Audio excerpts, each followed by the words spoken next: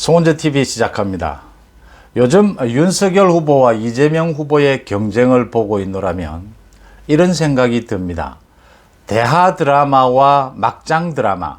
대하 드라마가 투자금이 많이 들고 굉장히 제작 기간도 오래 걸리기 때문에 요즘엔 대하 드라마보다 막장 드라마가 많이 활개를 치는 이런 형국인데, 이재명의 정치를 보고 있자면 막장 드라마를 보는 것 같다.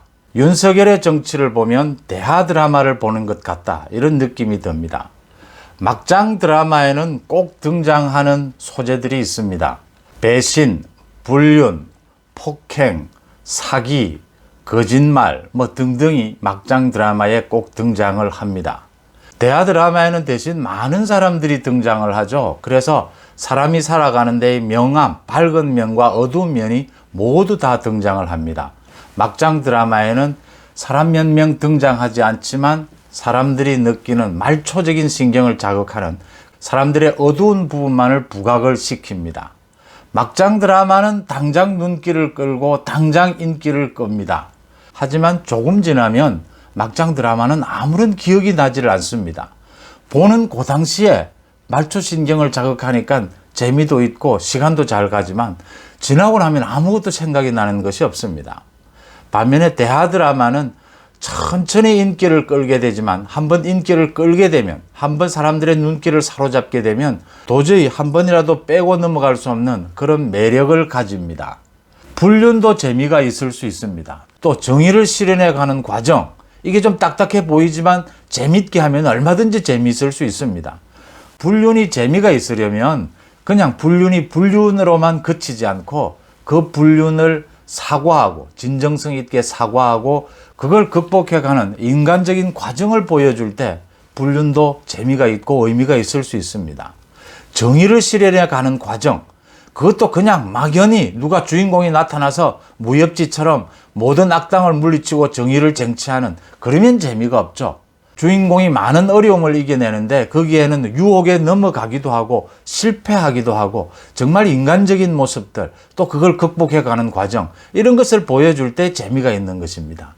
지금도 많은 사람들이 궁예 이야기를 하지 않습니까? 그 이야기를 하는 이유는 재미가 있었다는 것인데, 그 재미가 단순한 지엽적인 말초적인 것이 아니고 사람이 살아가는 데 필요한 많은 것들, 사람이 살아가는 데 발생하게 되는 정말 종합적인 것들을 보여줬다. 그래서 재미가 있다. 이런 것들이 아닐까 싶습니다. 이재명이 요즘 하루가 멀다 하고 눈물을 흘리고, 하루가 멀다 하고 사과를 하고, 하루가 멀다 하고 무릎을 꿇습니다. 쇼죠. 사기라는 것 많은 사람들이 압니다. 왜 아느냐? 대장동 의혹에 대해서도 사과부터 했어야 한다, 반성부터 했어야 한다라고 했는데, 정말 사과하고 반성한다면 대장동 비리에 대해서, 그 전모에 대해서 먼저 국민 앞에 소상히 밝히는 것부터, 그것부터 할 때 그 사과의 진정성이 조금이라도 있다라는 부분입니다. 윤석열이 만들어내고 있는 대하 드라마, 많은 사람들이 이야기합니다. 뭔가 대하 드라마에 조짐은 있는 것 같은데 좀 너무 답답하다. 활력이 좀 떨어진다. 좀 시원시원하게 매듭을 지을 건 매듭을 짓고 정말 중요한 것은 안고 가는, 결단도 내리는 그런 윤석열의 모습을 보고 싶다 하는 분들이 많습니다. 저도 일정 부분 동의합니다. 저도 며칠 전에 송원재TV를 통해서 변화가 찾아오고 있는데 이게 나중에 큰 위기로 닥쳐올 것을 느끼지 못하고 있는 것 아니냐, 너무 안이한 것 아니냐, 이 지지율의 변화가 심상치 않다, 경각심을 가져야 한다라는 내용의 방송을 한 적도 있습니다. 그렇지만 전체적으로 윤석열 후보가 만들어내고자 하는 대하 드라마, 정권 교체, 더 나아가서 정치 혁신이라고 하는 이 거대한, 말 그대로 큰 강물과 같은 대하 드라마는 시간이 좀 필요하다라고 하는 점입니다. 대선까지는 100일이 조금 넘게 남았습니다. 정말 짧지 않는 시간입니다. 막장 드라마 수십 개로 이 100일이 넘는 기간을 끌고 갈 수는 없습니다. 국민들의 시선을 잡을 수는 없습니다. 100일이 넘는 이 대선 기간은 대하 드라마만이 국민의 관심을 끌 수 있고 진정한 재미를 줄 수 있을 것이다, 이렇게 봅니다. 어제 임승호 국민의힘 대변인입니다. 그러니까 이준석 대표가 취임한 뒤에 선발한 대변인입니다. 27살이라고 합니다.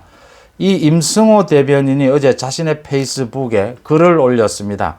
지금의 국민의힘 상태에 대해서 아주 비판적인 시각을 올렸는데 제가 먼저 소개를 해드리겠습니다.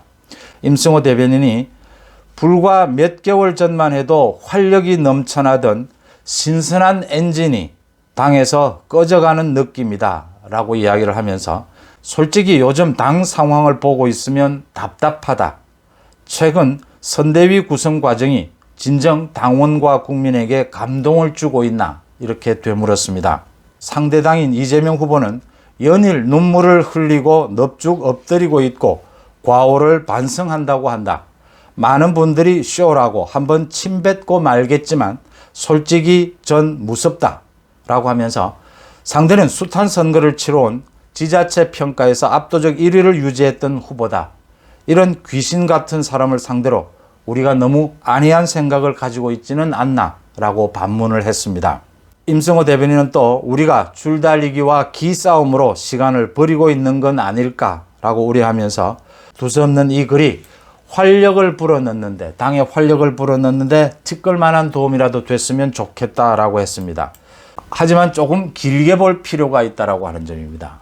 윤석열 후보는 국민의힘 당 안팎에 엄청난 비판을 받고 있는 김종인과 이준석을 모두 끌어안았습니다. 이렇게 끌어안는 데는 이유가 있습니다. 많은 좋지 않은 요인들을 갖고 있습니다. 그럼에도 불구하고 이준석이 당대표로서 가지는 상징성, 김종인 위원장이 선거 국면에서 가질 수 있는 상징성을 갖고 있습니다.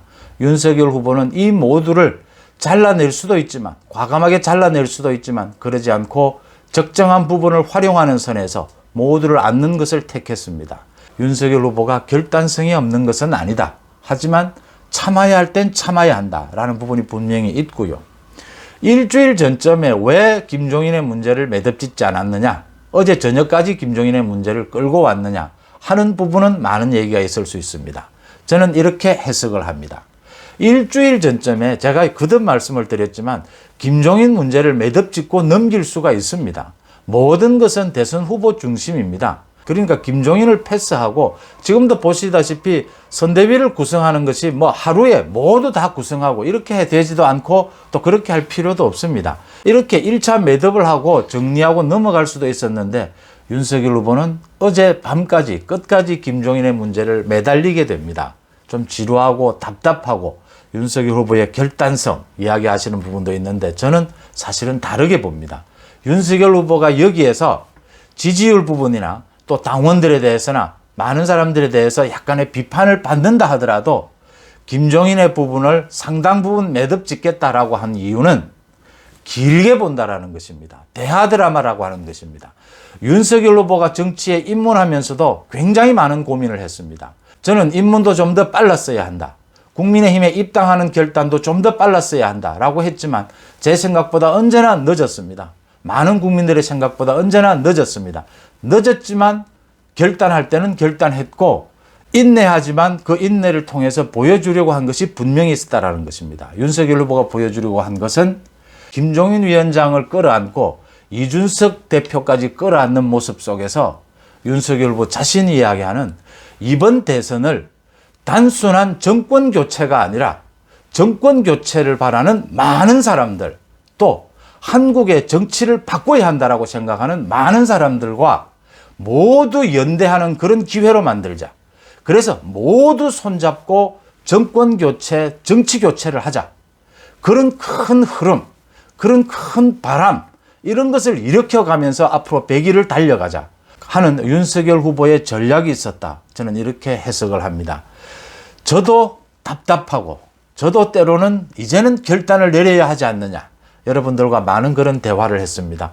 또 여러분들에게 댓글을 통해서 제가 많은 비판을 받으면서도 저는 윤석열 후보의 이 큰 흐름, 윤석열 후보가 김종인을 요리하고, 제가 요리한다 표현을 하겠습니다. 이준석을 요리하고 답답하고 결단성이 부족한 것처럼 보이면서까지도 이렇게 시간을 갖고 참으면서 이런 모습들을 보여주는 것은 대하 드라마는 처음에는 바로 눈길을 끌지는 않습니다. 대하 드라마에는 많은 사람들이 나와야 합니다.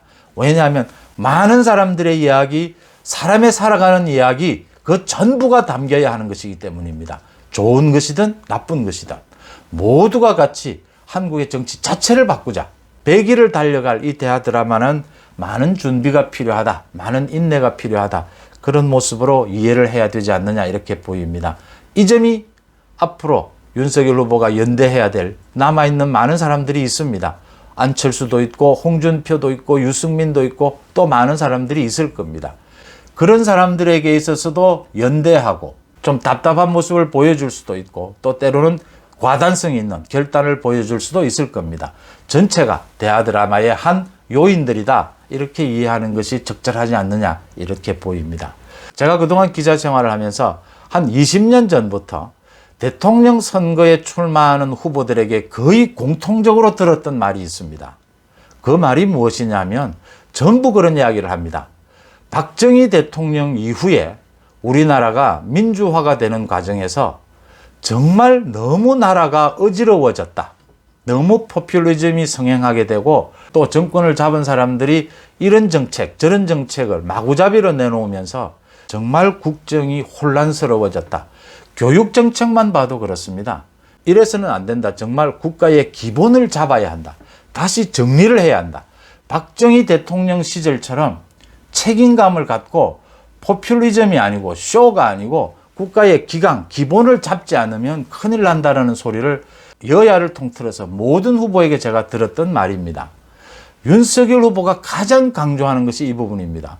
윤석열 후보가 자신이 경제를 잘 안다고 말하지도 않습니다. 교육 정책에 대해서도 단호하게 정책을 내놓지도 않습니다.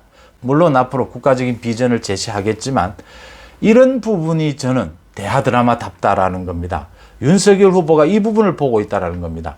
정권 교체를 넘어서 박정희 시대 이후에 흥크러질 대로 흥크러진 이 국가의 기본을 세우는 것이 우선이다.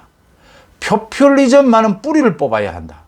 더 이상 포퓰리즘이 성행을 하면 이 나라가 큰일 날 수 있다. 정말 법치주의, 공정과 정의 이 부분을 바로 세우면 나머지 부분들은 많은 전문가의 도움으로 바로 세워지고 바로 돌아갈 것이다. 지금 가장 중요한 것은 국가의 기본을 반듯하게 하는 것이고 가장 나쁜 것은 포퓰리즘이다. 이 부분이 대하 드라마를 준비하는 대하 드라마를 만들어가는 정치인의 자세다 이렇게 보입니다.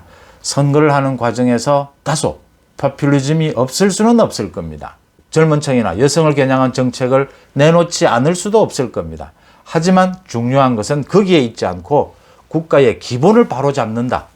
이번 선거를 통해서 선거 과정에서 법치주의라든가 공정과 정의라는 이런 문제가 화두 시대 정신이 된 적은 없습니다.